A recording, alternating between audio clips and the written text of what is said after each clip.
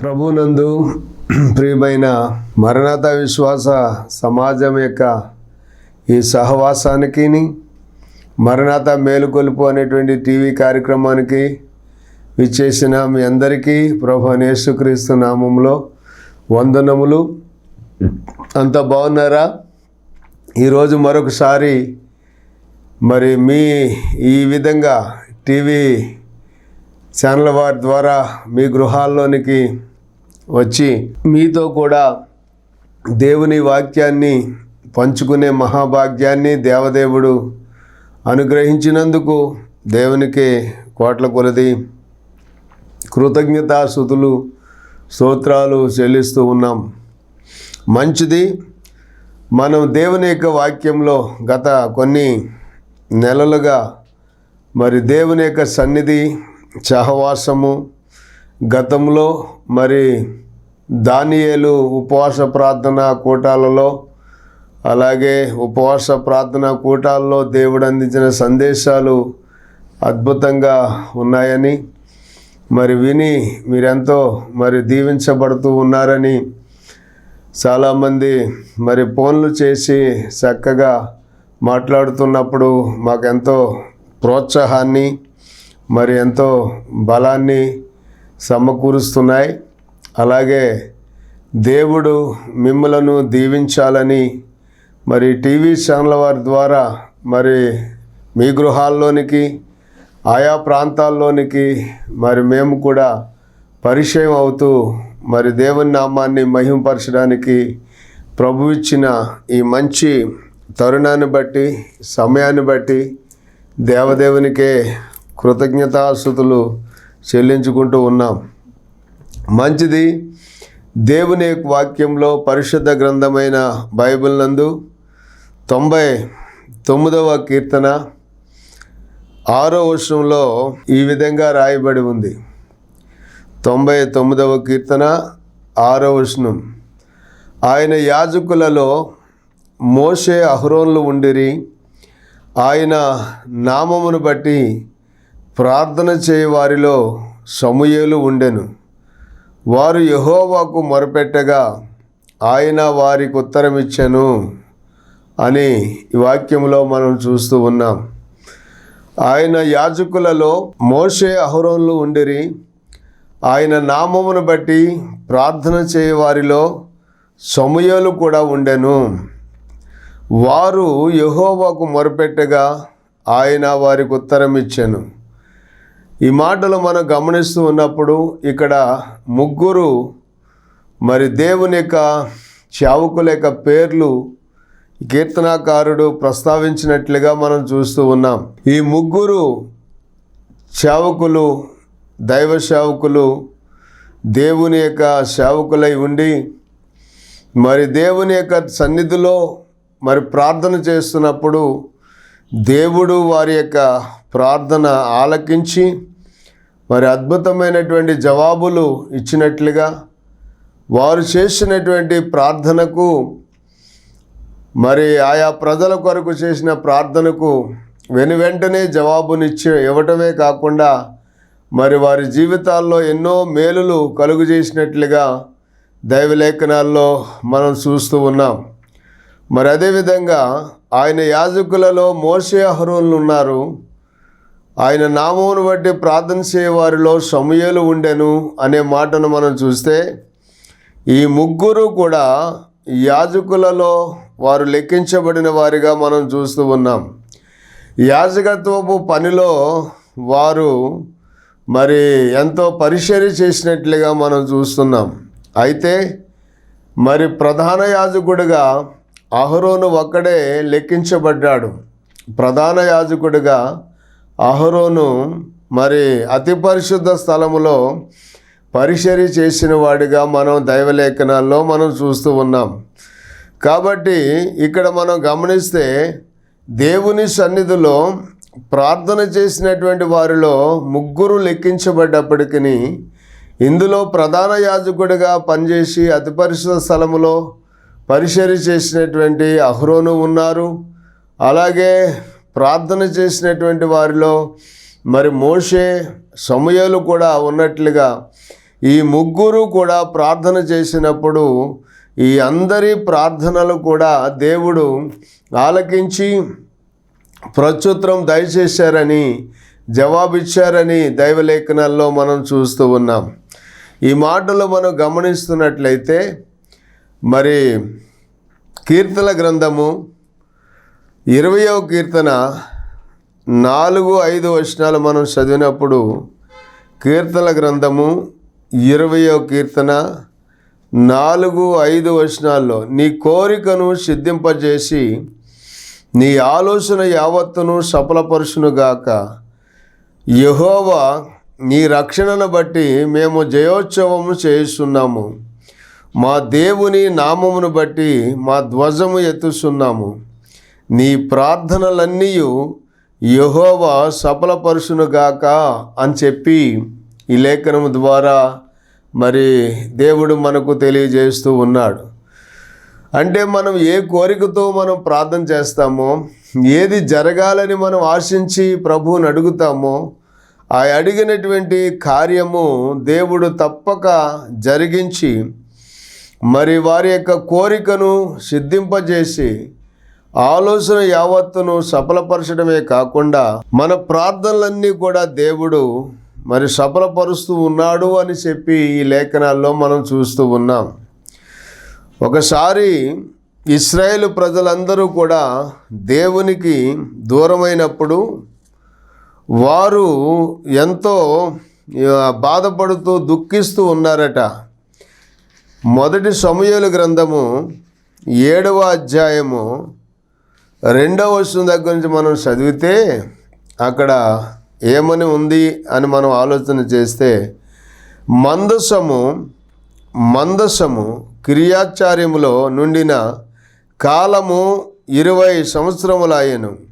ఇశ్రాయేలీలందరూ యెహోవాను అనుసరింప దుఃఖించుచుండగా సమూయేలు ఇశ్రాయేలీలందరితో ఇట్లనెను, మీ పూర్ణ హృదయముతో యెహోవా యొద్దకు మీరు మళ్ళుకొనిన ఎడల మరి అన్య దేవతలను, అష్టోరోత దేవతలను మీ మధ్య నుండి తీసివేసి పట్టుదల కలిగి యెహోవా తట్టు మీ హృదయము తిప్పి ఆయనను సేవించుడి.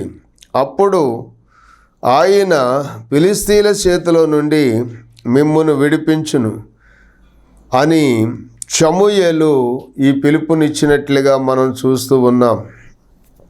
దైవ సన్నిధిలో దేవునికి దూరమైపోయి ఇశ్రాయేలు ప్రజలు దేవుని యొక్క మందసమును వారు యుద్ధములో కోల్పోయి, ఆనాటి కాలములో ఉన్నటువంటి ఏలీతో ఉన్నటువంటి తమ కుమారులు వారు దేవుని యొక్క సన్నిధి పట్ల శ్రద్ధ లేని వారై వారు జీవిస్తూ ఉన్నప్పుడు ఫిలిష్తీయుల చేతిలో ఓడిపోయి ఆ మందసము ఫిలిష్తీయులు పట్టుకొని వెళ్ళిపోయి తమ యొక్క మరి గుడిలో తాము ఆరాధించేటువంటి ఆ యొక్క దాగోను అనేటువంటి ఆ గుడిలో పెట్టుకుని వాళ్ళు దానిని ఆనందిస్తూ వాళ్ళు సంబరాలు చేసుకుంటూ ఇశ్రాయేలు ప్రజలు ఓడిపోయారని, ఇశ్రాయేలు ప్రజలకు ఇంకా విజయం దొరకదని వాళ్ళు సంతోషిస్తూ ఉన్నటువంటి సమయంలో ఇక్కడ ఇశ్రాయేలు ప్రజలు మందసము లేని కాలంలో వాళ్ళు 20 సంవత్సరాలు ఇశ్రాయేలీలందరూ కూడా దేవుణ్ణి అనుసరించడానికి వాళ్ళు ఎంతో ప్రయత్నం చేసినప్పటికీ కూడా దేవుని మందసము వారికి అందుబాటులో లేకపోవటం వల్ల, దేవుని యొక్క దర్శనము వారికి దొరకకపోయినందున, దేవుని యొక్క ప్రసన్నతను వారు చూడలేకపోతున్నందువల్ల ఎప్పుడు చూసినా వాళ్ళు అపజయాలు పాలైపోతూ వచ్చారు. ఈనాడు మరి దేవుని యొక్క సన్నిధానంలో జీవిస్తున్నటువంటి మనము మరి దేవునిని మనం సంతోషపెడుతూ ప్రతినిత్యము కూడా దేవదేవుని ఆరాధించుకుంటూ ఆయన సన్నిధిలో జీవించేటువంటి భాగ్యము యేసయ్య మనకు కలుగజేస్తూ ఉన్నప్పుడు, ప్రతి దినము కూడా దేవునిని సంతోషపెట్టే జీవితాలు మనం కలిగి ఉన్నప్పుడు దేవుడు ఎప్పుడూ కూడా మనకు తోడుగానే ఉంటారు, మనకు సహాయం చేస్తూనే ఉంటారు. మన శత్రువులపైన మనకు జయమిస్తారు, మనకున్న అపజయాలపైన మనకు జయమిస్తారు, ఆర్థికపరమైన ఇబ్బందులపైన మనకు జయమిస్తారు, అనారోగ్యాలలో నుంచి కూడా విడిపించి ఆరోగ్యం ఇస్తారు. అన్ని విధాలా కూడా మనము సుఖశాంతులతో మరి సంతోషంగా జీవించేటువంటి ఆ గొప్ప ధన్యకరమైన జీవితాలు దేవుడు మనకు కలుగు చేస్తారు. కానీ ఇక్కడ ఇశ్రాయేలు ప్రజలు చేసినటువంటి పొరపాట్ల వలన మరి దేవుడు వారికి దూరమైనందుకు దేవుని యొక్క సన్నిధిని అనుసరించాలని వారు ప్రయత్నం చేస్తున్నప్పటికీ కూడా దేవుని యొక్క ప్రసన్నత వారికి దొరకకపోగా దేవుడు వారితో మాట్లాడటం మానేసినప్పుడు వారు మరి దుఃఖిస్తూ ఉన్నారు అని చెప్పి మనం చూస్తున్నాం. ఇశ్రాయేలీలందరూ యెహోవాను అనుసరింప దుఃఖించుచుండగా అనే మాట మనం చూస్తే అక్కడ సమూయేలు ఇశ్రాయేలీలందరితో మాట్లాడుతూ ఉన్నాడు. ఏమని? మీరు మీ పూర్ణ హృదయముతో యెహోవా యొద్దకు మీరు మళ్ళుకోండి, మీరు మీ పూర్ణ హృదయముతో యెహోవా యొద్దకు మీరు మళ్ళుకోండి, ఆయన తట్టు మీరు తిరిగి పట్టుదల కలిగి మీ హృదయములను యెహోవా తట్టు మీరు తిప్పి ఆయనను మాత్రమే మీరు సేవించినట్లయితే అప్పుడు ఆయన ఫిలిష్తీయుల చేతిలో నుండి ఆయన మిమ్మును విడిపించును అని చెప్పి సమూయేలు వారికి ఒక ఆహ్వానాన్ని పలికినట్లుగా మరి ఇక్కడ మనం చూస్తూ ఉన్నాం. మీ పూర్ణ హృదయముతో యెహోవా తట్టు మీరు తిరగండి, ఆయనను సేవించండి, అప్పుడు ఆయన మీ శత్రువులైన ఫిలిష్తీయుల చేతిలో నుండి ఆయన మిమ్మల్ని విడిపిస్తారు అని చెప్పి ఎప్పుడైతే దైవజనుడు సమూయేలు వారికి పిలుపునిచ్చారో ఆ పిలుపును అందుకున్నటువంటి ఇశ్రాయేలు ప్రజలు మరి వాళ్ళ మధ్యలో ఉన్నటువంటి వాళ్లకు సహాయం చేయలేనటువంటి వ్యర్థమైనటువంటి వాటిని అన్నిటినీ కూడా వాళ్ళు దూరముగా తీసివేసి యెహోవాను మాత్రమే వారు సేవించారు అని చెప్పి ఆ లేఖనం ద్వారా మనం చూస్తూ ఉన్నాం.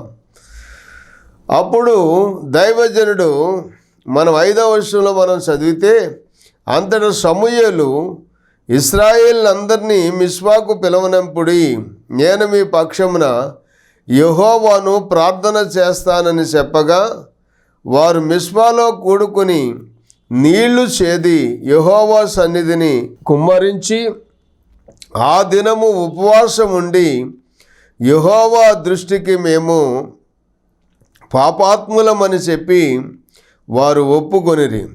మిస్పాలో సమూయేలు ఇశ్రాయేలీలకు న్యాయము తీర్చుచూ వచ్చెను.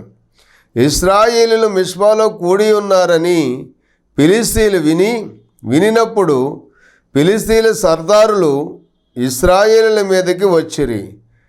ఈ సంగతి ఇశ్రాయేలీలు విని ఫిలిష్తీయులకు భయపడి మన దేవుడైన యెహోవాను ఫిలిష్తీయుల చేతిలో నుండి మనల్ని రక్షించున్నట్లుగా మా కొరకు ఆయనను ప్రార్థన చేయుట మానవద్దు అని సమూయేలు నొద్ద వారు మనవి చేసినట్లుగా మనం చూస్తూ ఉన్నాం.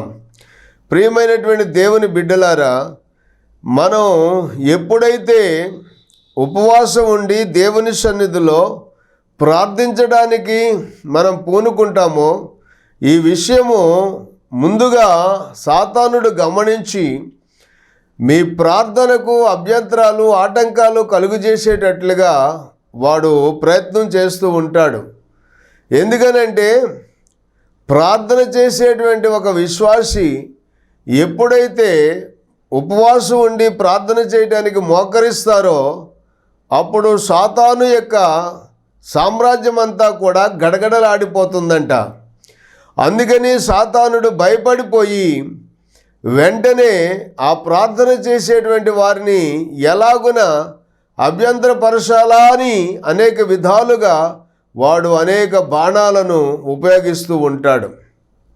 అందుకనే పౌలు భక్తుడు ఏమన్నాడంటే, మనం పోరాడేది శరీరులతో కాదు కానీ ప్రస్తుత అంధకార సంబంధమైన ఆ యొక్క దురాత్మల సమూహముతో మనం పోరాడుతున్నాము అని మరి దైవజనుడైన పౌలు అపోస్తలుడు చెప్తూ ఉంటాడు.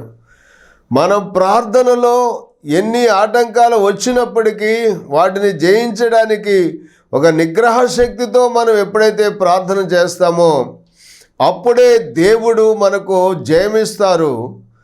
తుదకు ప్రభు యొక్క మహాశక్తిని బట్టి మీరు ఆయన యందు బలవంతులై ఉండుడని పౌలు భక్తుడు చెప్పినట్లుగా మనము ప్రభు యొక్క మహాశక్తిని మనం పొంది ఆయన సన్నిధిలో మనం బలవంతులమై మనం నిలిచి ఉన్నప్పుడు, దేవుని యొక్క శక్తితో మనం ఎదురాడుతూ ఉన్నప్పుడు ఎటువంటి శత్రువునైనా మనం జయించగలుగుతాం.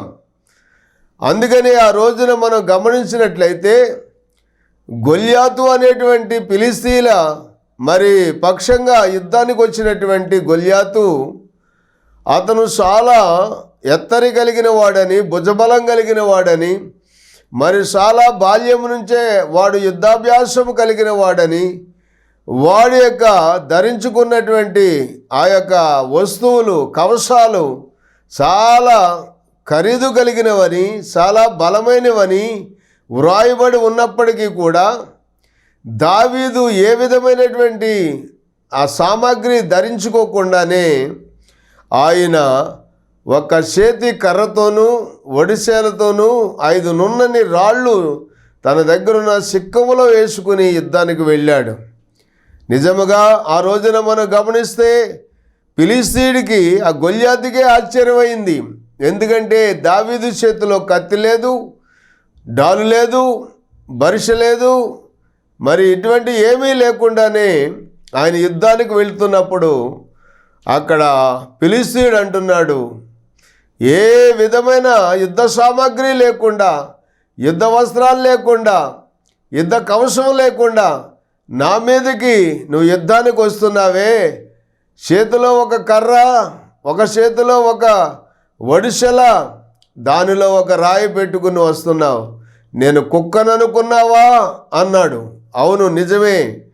దేవుని యొక్క సహాయముతో మనం ఏ కార్యము చేయాలని తలపెట్టినా దేవుడు మనకు తోడుగా ఉంటే యుద్ధము చేసేది మనం కాదు, మన పక్షంగా మన దేవుడే యుద్ధాన్ని చేస్తాడు.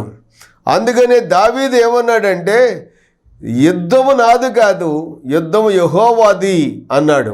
అందుకనే నేను దేవుని పక్షముగా వచ్చి నిలబడి ఉన్నాను, కానీ నీతో యుద్ధం చేసేది నేను కాదు, నా పక్షంగా నా దేవుడే నీతో యుద్ధం చేస్తాడు అని చెప్పి ఆయన తన సంచిలో సిక్కములో వేసుకున్నటువంటి 5 నున్నని రాళ్లతో మరి రాళ్లలో ఒకదానిని తీసి ఒడిసెల్లో పెట్టి విసిరి కొడితే అతని నొసటను మాత్రమే ఖాళీ ఉంది.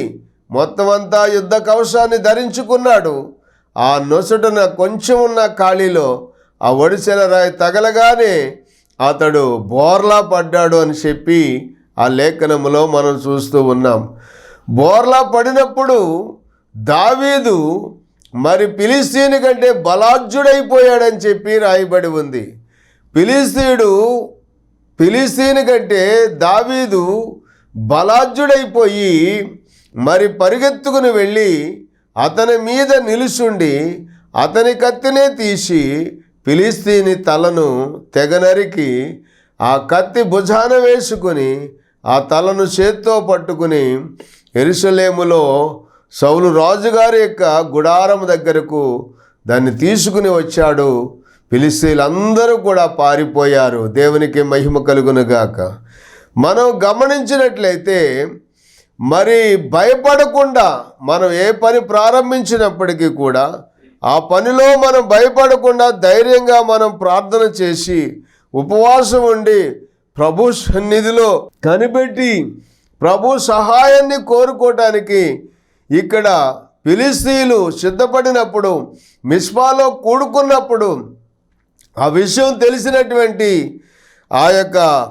ఆ ఫిలిస్తీయులు సర్దారులు మరి ఇశ్రాయేలు ప్రజల మీదకి యుద్ధానికి వచ్చినప్పుడు ఇవి ఇశ్రాయేలు ప్రజలందరూ కలిసి ఇప్పుడు దైవజనుడైన సమూయేలుకి కబురు పెడుతున్నారు. ఏమని?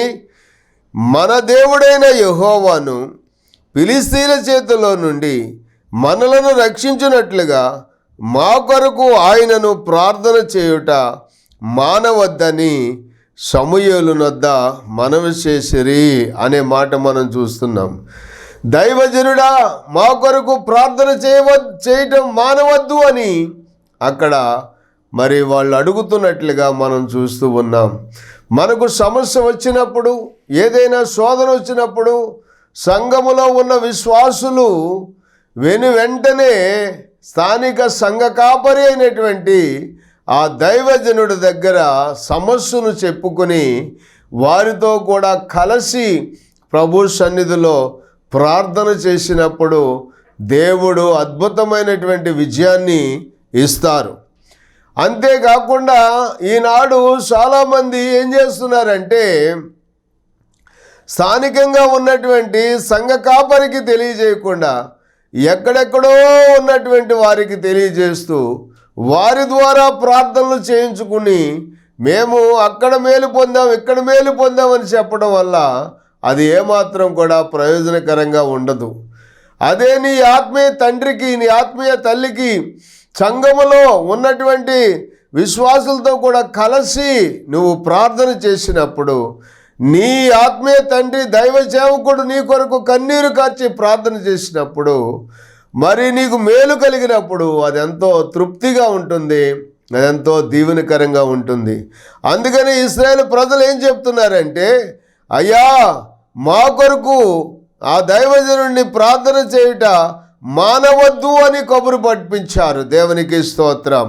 అప్పుడు దైవజనుడైన సమూయేలు ఏం చేశాడో చూడండి. అక్కడ మనం గమనించినట్లయితే మరి మొదటి సమూయేలు గ్రంథము 7వ అధ్యాయము 9వ వచనంలో సమూయేలు పాలు విడవని ఒక గొర్రె పిల్లను తెచ్చి యెహోవాకు సర్వాంగ బలిగా అర్పించి ఇశ్రాయేలుల పక్షమున యెహోవాను ప్రార్థన చేయగా యెహోవా అతని ప్రార్థన అంగీకరించెను. దేవునికి స్తోత్రం. చూశారా, దైవజనుడు ఎప్పుడైతే ఇశ్రాయేలు ప్రజలు తమ కొరకు ప్రార్థన చేయమని కబురు చేశారో, కబురు చేసిన వెంటనే ఆయన చేసినటువంటి పని ఏంటంటే ఇశ్రాయేలు ప్రజల కొరకు ఆయన ప్రార్థన చేసే ముందు ఒక బలి అర్పణ జరిగించాడు. ఆ బలి అర్పణ జరిగించిన తదనంతరం ఆ ఇశ్రాయేలు ప్రజల కొరకు ప్రార్థన చేసినప్పుడు మరి దేవుడైన యెహోవా సమూయేలు ప్రార్థన అంగీకరించెను అనే మాటను మనం చూస్తూ ఉన్నాం. కనుకనే సమూయేలు ప్రార్థన అంగీకరించినటువంటి దేవుడు ఏం చేశాడు అంటే ఇశ్రాయేలు ప్రజల మీదకి మరి విరోధంగా లేచినటువంటి ఫిలిష్తీయుల మీద మెండుగా ఉరుములు ఉరిమించి వారిని తారుమారు చేయగా వారు ఇశ్రాయేలుల చేతిలో ఓడిపోయిరి అని చెప్పి రాయబడి ఉంది. చూశారా, ఇశ్రాయేలు ప్రజలు ఎప్పుడైతే దేవుని తట్టు తిరిగారో, తమ మధ్యలో ఉన్నటువంటి వ్యర్థమైన వాటినన్నింటినీ తీసివేశారో, ఎప్పుడైతే పట్టుదల కలిగి యెహోవా తట్టు తిరిగారో, ఎప్పుడైతే దైవజనుడైన సమూయేలు వారి కొరకు ప్రార్థన చేయడం ప్రారంభించాడో, అతని ప్రార్థన అంగీకరించిన దేవుడు శత్రువుల పైన ఇశ్రాయేలు ప్రజలకు విజయాన్ని అనుగ్రహించాడు. దేవునికి స్తోత్రం. కనుకనే చూడండి, అక్కడ ఆ విధంగా ఇశ్రాయేలు చేతిలో ఫిలిష్తీయులు ఓడిపోయి వారు పారిపోయినప్పుడు నిజంగా వాళ్ళ చేతుల్లో పట్టబడినటువంటి ఆ ఇశ్రాయేలు యొక్క పొలములు మనం 13వ వచనం దగ్గర నుంచి మనం చదువుతున్నప్పుడు ఇలాగున ఫిలిష్తీయులు అనపబడిన వారై ఇశ్రాయేలు సరిహద్దులోనికి తిరిగి రాక ఆగిపోయిరి. సమూయేలు ఉండిన దినములన్నిటను యెహోవా హస్తము ఫిలిష్తీయులకు విరోధముగా ఉండెను. మరియు ఫిలిష్తీయులు ఇశ్రాయేలీల యొద్ద నుండి పట్టుకొనిన పట్టణములు ఇశ్రాయేలులకు తిరిగి వచ్చెను. ఎక్రోను నుండి గాతు వరకు ఉన్నటువంటి గ్రామములను వాటి పొలములను ఇశ్రాయేలీలు ఫిలిష్తీయుల చేతిలో నుండి విడిపించిరి. దేవునికి స్తోత్రం. చూడండి, దేవుని యొక్క సన్నిధానములో మరి ప్రార్థన చేసినటువంటి ప్రజలకు, ఇశ్రాయేలీయులకు గొప్ప విజయం కలిగింది. ఆ విజయం రావడం గల కారణం ఏంటంటే, ఇశ్రాయేలు ప్రజలు అప్పటి వరకు అటు ఇటుగా ఉన్నటువంటి ప్రజలు ఇప్పుడు మరి దేవుని యొక్క సన్నిధానములో ఏక మనసుతో, ఏకాత్మతో పట్టుదల కలిగి యెహోవా తట్టు తిరిగారు. Number 1 point. మరి అంతేకాకుండా మరి అక్కడ ప్రార్థన చేయటానికి వాళ్ళు కూడుకున్నప్పుడు మరి చూడండి, ఫిలిష్తీయుల యొక్క సర్దారులైనటువంటి శత్రువులు ఇశ్రాయేలు ప్రజల మీదకి వచ్చి వాళ్ళను ఇబ్బంది పెడుతున్నప్పుడు, వారు మరి తమ శక్తి సాలనప్పుడు తమ సంఘ కాపరి అయినటువంటి వారి కొరకు దేవుడు నియమించినటువంటి దైవజనుడైనటువంటి సమూయేలు దగ్గరకు కబురు పంపించి మనవి చేశారు. ఏమని? మా కొరకు ఆయనను ప్రార్థన చేయుట మానవద్దు. మన దేవుడైన యెహోవా ఫిలిష్తీయుల చేతిలో నుండి మనలను విడిపించినట్లుగా ఆయనను ప్రార్థన చేయటం మానవద్దు అని దైవజనుడి దగ్గర మరి ఇశ్రాయేలు ప్రజలు మొరపెట్టుకున్నట్లుగా మనం చూస్తూ ఉన్నాం. బిడ్లారా, ఆ విధంగా మరి సంఘమైనటువంటి ప్రజలు మరి అలాగే దైవజనుడు కలిసి ప్రార్థన చేసినప్పుడు శత్రువులపైన జయము కలుగుతుంది, అపజయాలపైన జయము కలుగుతుంది. ఆ విధంగానే జయము పొందినటువంటి ఇశ్రాయేలు ప్రజలు నిజముగా అక్కడ మనం గమనించినట్లయితే అప్పటి వరకు దేవునిని అనుసరించకుండా జీవించిన వారి జీవితాల్లో వాళ్ళకున్న పొలాలు తాకట్లు పెట్టుకున్నారు, వాళ్ళకున్నటువంటి గ్రామాలు తాకట్లు పెట్టుకున్నారు, వాళ్ళకున్నటువంటి జీవనాధారమైన సమస్తమును కూడా ఫిలిష్తీయులు ఆధీనములో ఉండిపోని, కానీ వీళ్ళకి స్వేచ్ఛ లేదు, స్వతంత్రత లేకుండా బ్రతుకుతూ వచ్చారు.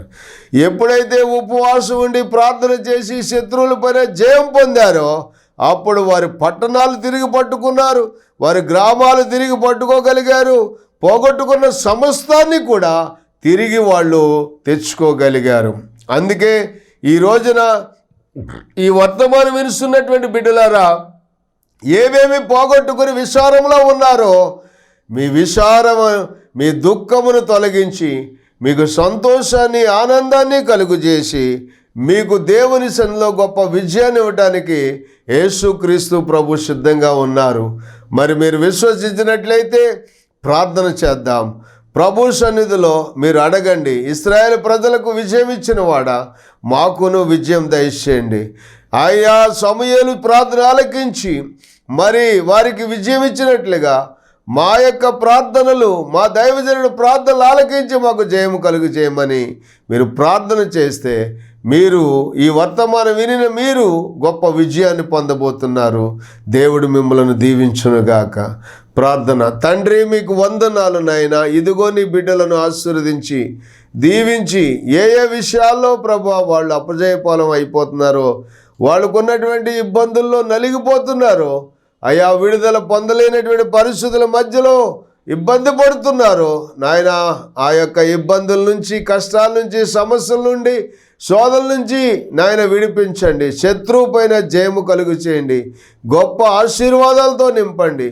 ఏవైతే నాయన రుణ బాధలు ఉన్నాయో, సమస్యలు ఉన్నాయో, తాకట్లలో ఉన్నాయో వాటన్నిటినీ విడిపించి జయం అనుగ్రహించండి. యేసు నామములో ప్రార్థిస్తున్నాము తండ్రి. ఆమెన్. దేవునికి స్తోత్రాలు. మీకు వందనాలు.